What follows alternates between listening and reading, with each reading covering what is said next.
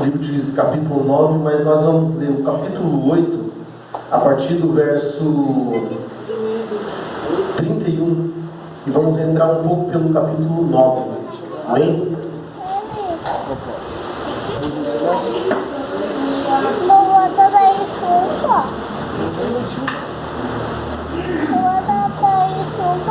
Nós vamos ler a partir do capítulo 31, do versículo 31 do capítulo 8, e vamos ler um pouco até o versículo 6 do capítulo 9, amém? Eu vou ler, os irmãos vai acompanhando aí. Juízes, amém? Está depois de Josué, antes de Samuel, lá no Antigo Testamento, amém? Diz assim: e sua concubina, que estava em Siquém, lhe deu também um filho, e pôs-lhe o seu nome Abimeleque. E faleceu Gideão, filho de Joás, numa boa velhice, e foi sepultado no sepulcro de seu pai Joás, em Ofra, dos Abiezritas. E sucedeu que, quando Gideão faleceu, os filhos de Israel se tornaram a se prostituírem após os Baalins, e puseram a Baal Berite por Deus.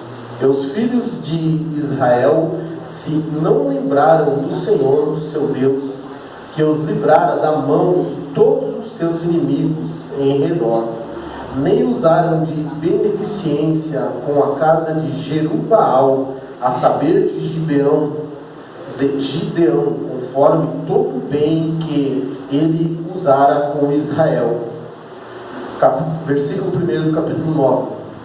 E Abimeleque, filho de Jerubaal, foi-se a Siquém aos irmãos de sua mãe e falou-lhes, e a toda a geração da casa de seu pai e de sua mãe, dizendo: falai, peço-vos, aos ouvidos de todos os cidadãos de Siquém, qual é melhor para vós que 70 homens, todos os filhos de Jerubaal, dominem sobre vós, ou que um homem sobre vós domine? Lembrai-vos também de que sou osso vosso e carne vossa. Então os irmãos de sua mãe falaram acerca dele perante os ouvidos de todos os cidadãos de Siquém todas aquelas palavras, e o coração deles se inclinou para Abimeleque, porque disseram: é nosso irmão. E deram-lhe 70 peças de prata da casa de Baal Berite, e com elas alugou Abimeleque uns homens ociosos e levianos que o seguiram, e veio à casa de seu pai, a Ofra, e matou os seus irmãos, os filhos de Jerubaal, 70 homens sobre uma pedra.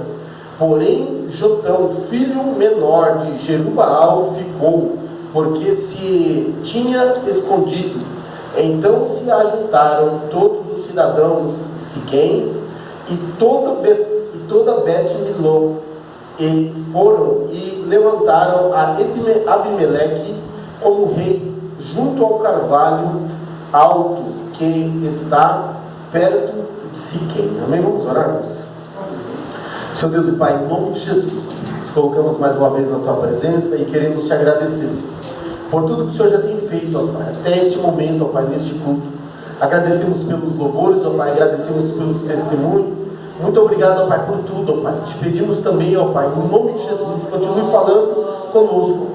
Meu Deus, em nome de Jesus, venha confortar, ó Pai, a Tua igreja, venha nos orientar, venha nos mostrar a Tua vontade, ó Pai, venha fazer o Teu querer, ó Pai, nessa noite.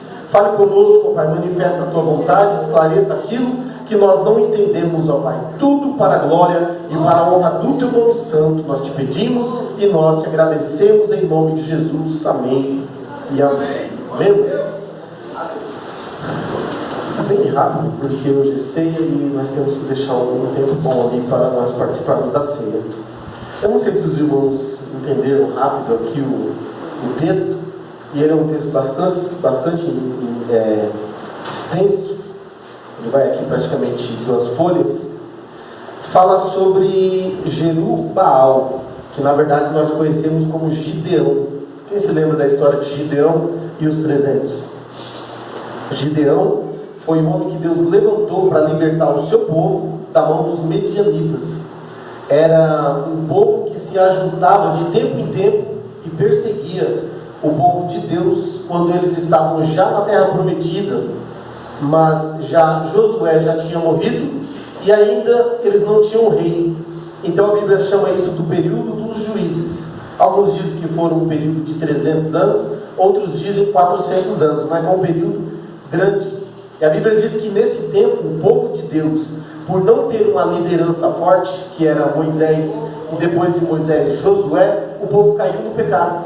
Então eles começaram a adorar os deuses daquela mesma terra que Deus disse para eles destruir. Eles não destruíram por todo aquele povo, então aquele povo fez aquilo que Deus já tinha avisado. Se vocês não expulsar esse povo dessa terra, esse povo vai fazer vocês se corromper, vocês vão adorar os deuses deles, e eu vou tirar vocês dessa terra.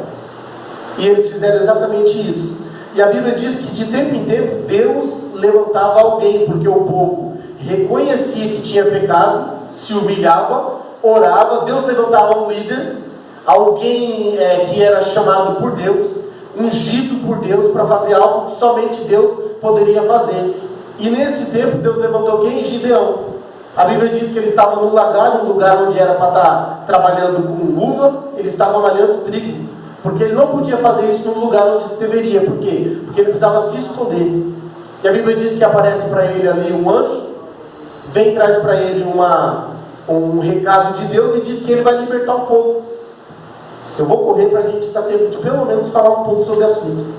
E a Bíblia diz que Gideão, ele faz com Deus ali umas provas, ele pede para Deus confirmar, Deus confirma, ele crê que o Senhor vai livrar e Deus usa ele e usa 300 homens. De 32 mil, Deus aprova apenas 300, para provar que quantidade não significa nada.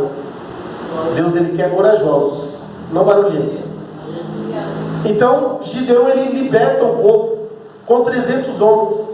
E a Bíblia diz que Gideão, ele faz uma campanha de perseguição contra os inimigos. Não foi só naquele dia, foi uma campanha de perseguição, e ele persegue muitos inimigos, e ele livra o povo de uma vez por todas dos seus inimigos. E ele aqui no finalzinho do capítulo 8 vai dizer que Gideão fez o seu trabalho, deixou o país organizado, o povo bem. Gideão passou a ser chamado a Jerubbaal, por isso que ele é chamado de Jerubbaal. Por quê? Porque ele destruiu os postes ídolos e os templos, as estátuas de Baal. Por isso chamaram o seu nome de Jerubbaal. Então ele passou a ser um homem que fez a diferença no seu país, libertou o seu povo da escravidão, da perseguição, deu ao seu povo a dignidade de trabalhar, deu ao seu povo a dignidade de poder plantar, colher, sem que os inimigos viessem tomar. E chega no final da sua vida, a Bíblia diz que ele descansou em boa velhice. Mas o escritor se preocupou em contar o que iria acontecer depois dele, porque a história não acaba quando o homem morre, a história continua. E a Bíblia diz que ele tinha uma concubina, e essa concubina, porque naquele tempo, irmãos, era comum, os homens, era da cultura deles, eles se casaram com mais de uma mulher. A gente se lembra de Abraão, nós nos lembramos na Bíblia de Jacó, e de muitos outros, Eucana, e muitos outros homens. Esse homem, da mesma forma, tinha mais de uma esposa. Então, uma concubina, o que era uma concubina? Provavelmente uma serva da esposa, ou alguém que a esposa aceitou que ele se casasse. Uma concubina é aquela esposa secundária, não é aquela, não é original. Não sei como dizer isso, irmão. Não é a primeira, é a segunda, ou né? Provavelmente. Isso, né, irmãos? Gente, olha só a situação, né, irmão? A gente não sabe nem, não é tanto que não é da nossa cultura que a gente não sabe como chamar. Não é original, né? Enfim, os irmãos entenderam o que eu quis dizer, né? Provavelmente, irmãos, ela era uma serva de uma das suas esposas, como Jacó aconteceu com Jacó. E a Bíblia diz, irmãos, que essa concubina deu a ele um filho. E o nome dele era Abimeleque. Abimeleque aqui não é aquele Abimeleque lá da história de Ruth. É um outro Abimeleque, viu, irmãos? E esse homem aqui, passado o tempo, a gente vai ver que morreu Gideão e o povo se esqueceu dos benefícios que Deus fez através da vida de Gideão. E voltou mais uma vez a praticar os mesmos pecados. Voltou mais uma vez. Como não tinha ninguém, irmãos, é tão interessante. O ser humano, ele precisa de alguém na frente para ele seguir. Quando ele não tem uma referência, ele se perde. E aqui, logo após a morte de Gideão, a Bíblia diz que eles voltaram a adorar Baal, voltaram a se prostituir. Prostituir aqui, irmãos, que a Bíblia diz, não é a prostituição que a gente costuma ver, de uma pessoa vendendo o seu corpo. Se prostituir aqui vamos dizer, é vender a sua crença, aquilo que ele acredita, ele se vender a troco de algo, porque alguém disse, olha, Baal é bom. Se você ofertar aqui para Baal uma ofertinha, ele vai prosperar. Se você vir aqui ofertar aqui, a sua esposa vai ter filho. Você vai ser um homem rico, sabe aquela? E a pessoa se prostituía, adorando a esse Deus, achando que ele ia dar algo em troca. E aqui Deus vai permitir, irmãos, acontecer algo para esse povo. Porque o povo que não reconhece, irmãos, que Deus é bom, que Deus levanta homens, é um povo que está destinado a cair no sofrimento. E aqui a Bíblia diz que esse Abimeleque, ele criou uma artimanha para tomar o poder. Porque nesse tempo não tinha rei. Engraçado que aqui ele vai ser levantado como rei. Mas não tinha aqui um rei ungido, como foi ungido Saul, como foi ungido Davi e posteriormente seu filho e seus filhos. E a Bíblia diz aqui que ele vai até uma cidade de Siquém, onde tinha seus familiares, e ele vai convencer os seus irmãos a levantar ele como líder. Era uma estratégia, um chamado golpe. Não é assim? Um golpe de Estado. Por quê? Porque quem era legítimo para conduzir ainda o povo? Um governante. Eram os filhos de Gideão. Mas esse homem está interessado em tomar o poder. Independente de que o preço que vai custar. Esse homem ele quer tomar o poder. Então ele vai até seus irmãos e diz, olha, vocês querem que domine sobre vocês 70 homens ou apenas um? E ele fala, eu sou carne de vocês, eu sou o vosso osso. Era um homem que tinha um poder de persuasão. O que é poder de persuasão? Aquele camarada que tem boa lábia, que convence através das palavras. E diz que esses homens saíram na cidade e começaram a fazer uma campanha. Irmãos, é tão atual isso aqui. Uma coisa tão atual que eu fiquei abismado quando eu comecei a ler. Fizeram uma campanha para ele na cidade e o povo diz, realmente, esse camarada é melhor que ele seja líder sobre nós. E levantaram ali uma oferta, levantaram um dinheiro, prata, deram para ele. O que ele fez com a prata? Ele foi lá e comprou homens. A Bíblia diz que homens ociosos, o que é ociosos? O que é uma pessoa ociosa? Uma pessoa sem ocupação, que não tem o que fazer. E também homens levianos, aquele que se vende por qualquer coisa. Levantou ali um pequeno exército e foi até os seus irmãos. Chegou ali, armou uma emboscada e matou 70 homens em cima de uma pedra e tomou o poder.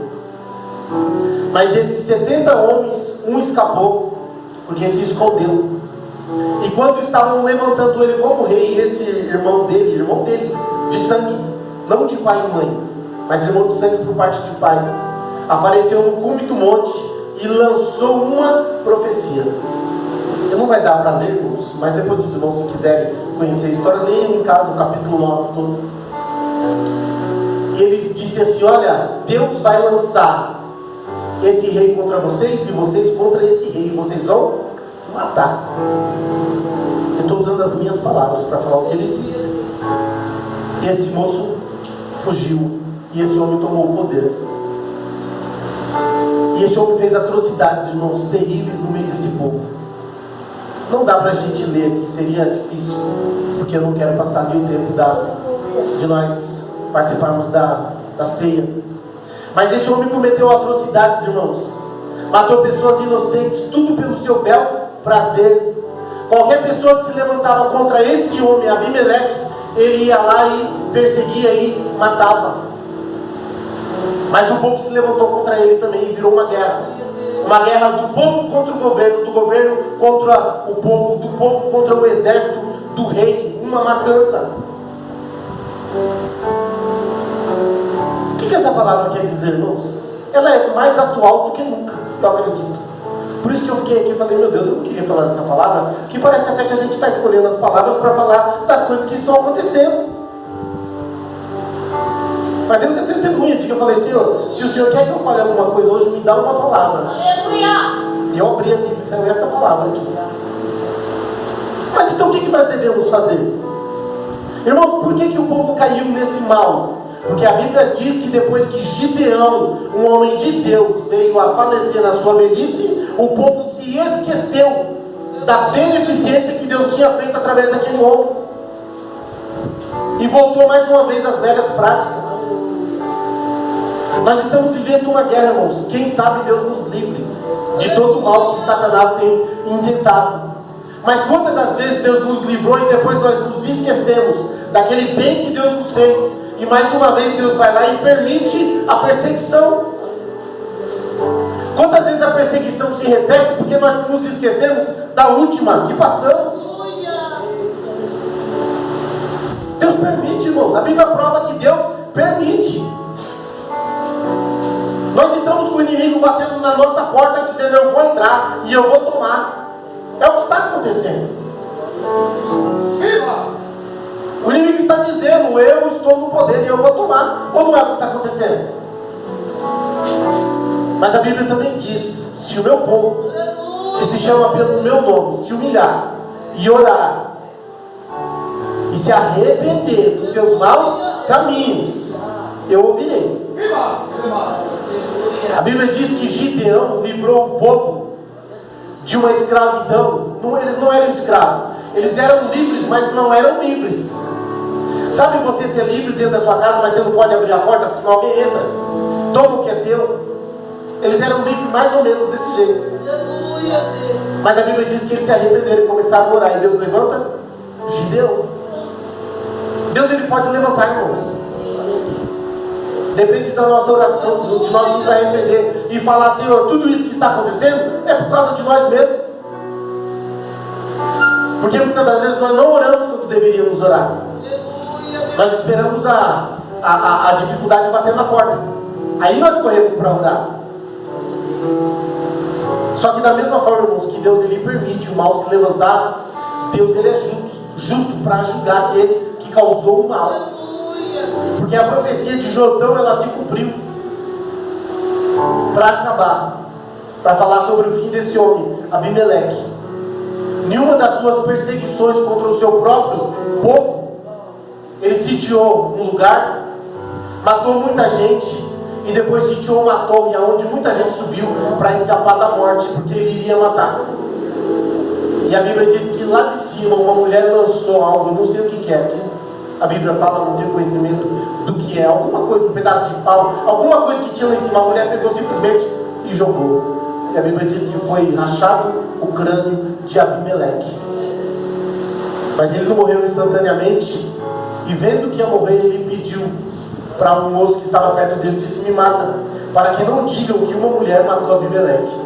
Nem honra para morrer ele teve. Nem honra para morrer ele teve. Enquanto Gideão morreu numa velhice, com honra, esse homem morreu dessa forma. Deus é justo, irmãos. E a Bíblia diz que quando esse homem, olha só, irmãos, olha só como que uma pessoa causa tanto mal a muitas outras. A Bíblia diz que quando esse homem morreu, cessou a guerra. E diz que todos voltaram para a sua casa. É tão estranho. Por que é que esse povo estava lutando? Por que é que esse povo estava um contra o outro? Porque existia alguém no meio, que era um incentivador. Nós devemos orar, irmãos, para Deus tocar naquilo que precisa ser tocado. e arrancar do meio e tirar, seja lá como for, Deus sabe fazer a sua vontade. Nós temos que orar, irmãos, pedindo a Deus: Senhor, corta o mal pela raiz. Vai lá, Senhor, e põe a tua mão. O Senhor pode. Destrói o ninho de Satanás, meu Deus, porque é por causa de um ninho que todos os pássaros não têm onde pousar. É por causa de um ninho só, por causa de um ovo podre. Nós podemos, igreja, orar. Nós podemos orar, nós podemos buscar a Deus, pedindo socorro a Deus. Eu tenho certeza que muitos já têm feito, mas aparentemente parece que nesses últimos dias é isso que Deus tem nos incentivado a fazer. Nós podemos dizer: mas Deus já não sabe. Mas Ele quer que nós oramos, Ele quer que nós nos humilhamos, Ele quer que nós o buscamos, porque Ele quer fazer um milagre, para que nós possamos cantar assim o hino da vitória e glorificar o seu nome. Muitas pessoas, irmãos, estão já pensando assim: a guerra já acabou, está ganha. A guerra não acabou, a guerra não finalizou. Aí você fala: mas irmão, num dia de Santa Ceia, que palavra é essa? Irmãos, a Bíblia diz que se levantou um homem na terra, e ele não era qualquer homem, ele era o Filho de Deus, e ele também foi morto, perseguido. Nós temos que entender, irmãos, que todo aquele que Deus levanta para fazer a diferença depende da nossa oração. Mas nós tínhamos que orar por Jesus. Ele veio para um propósito, mas Ele provou como que o mundo trata aqueles que se levantam para fazer o que é certo. Vai buscar na história, irmãos, da igreja. Todo homem que Deus levantou para levar o povo da mão de alguém que estava perseguindo o povo, foi perseguido e também foi morto. E nós estamos vendo, irmão, pessoas que se levantaram para fazer o que é certo e estão sendo perseguidos. E precisa da nossa oração. Precisa que nós venhamos nos humilhar por eles. Hoje é Santa Ceia, irmãos. A Bíblia diz que nós, participando daquilo, nós vamos lembrar do que Cristo fez. E o que Cristo fez? Ele entregou a sua vida para salvar a minha e a sua. Então vamos orar, irmãos. Nessa hora, tem muitas pessoas lutando pelo nosso bem, e nós muitas das vezes nem sequer dobrar o joelho e orar por ele nós estamos fazendo. Se nós não podemos ir à luta, vamos orar por aqueles que vão. Porque a maioria de nós não vamos pegar em nada para guerrear. A maioria de nós, muitas das vezes, como Deus usou Gideão, a minoria salva a maioria. É sempre assim que acontece. Um dá vida pelos outros, e muitas das vezes os outros nem sequer valorizam aquilo que aquele um fez. E nós muitas das vezes estamos nos acovardando, e é uma verdade. Começo falando por aqui.